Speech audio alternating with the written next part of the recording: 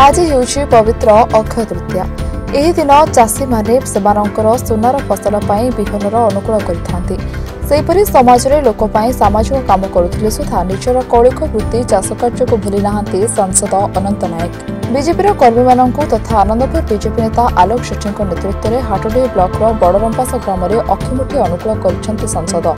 ଚାଷ ପାଇଁ ମାଟି ମାଆକୁ ପୂଜା କରି ହଳ ଲଙ୍ଗଳରେ ଚାଷୀଙ୍କ ମନରେ ଚାଷ ଓ ଚାଷୀମାନଙ୍କ ଉପାଦେୟତା ଦର୍ଶାଇ ନିଜର स्वतंत्र परिचय सृष्टि कर सांसद अनंत नायक। आमर हिंदू परंपरा हिंदू संस्कृति रे आम आज दिन को महान दिन मानुची। आम लक्ष्मी माता आज जो आम धरा पृष्ठ रे अन्नदान करुचंती।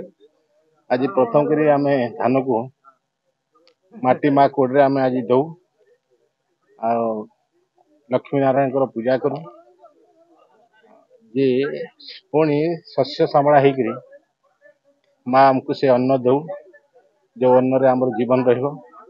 तेणु आज ये दिनटे संपूर्ण हिंदू समाज भारतीय संस्कृति रे ताको आम अक्षय तृतीया नाम रे पालन करते कोठी मुठी अनुकूल कहते।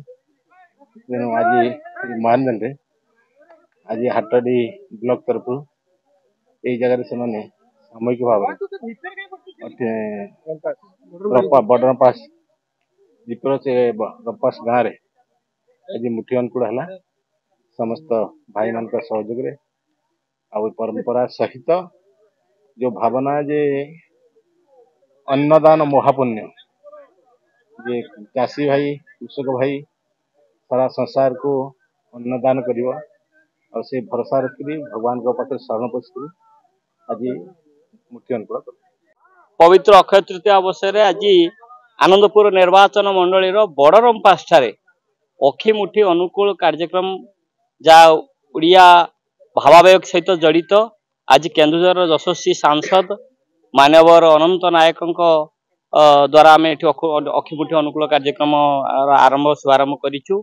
ए अवसर कार्यकर्ता सहित एठी बहुत अंचल लोक मैंने उपस्थित अच्छा विशिष्ट चाषी मैंने उपस्थित अच्छा संबर्धित कर ये चाषी आ चाषर पर्व यू चाषर शुभारंभ हुए। तेणु आज आम गर्वित आज आम कृतज्ञ मानवर सांसद निकट में सी आज समय देकी आम सहित रही चाषी मानकर जो पर्व रे सामिल। हाटडीहिरू विभूति भूषण जेना रिपोर्ट रिपोर्टर स्टूडियो।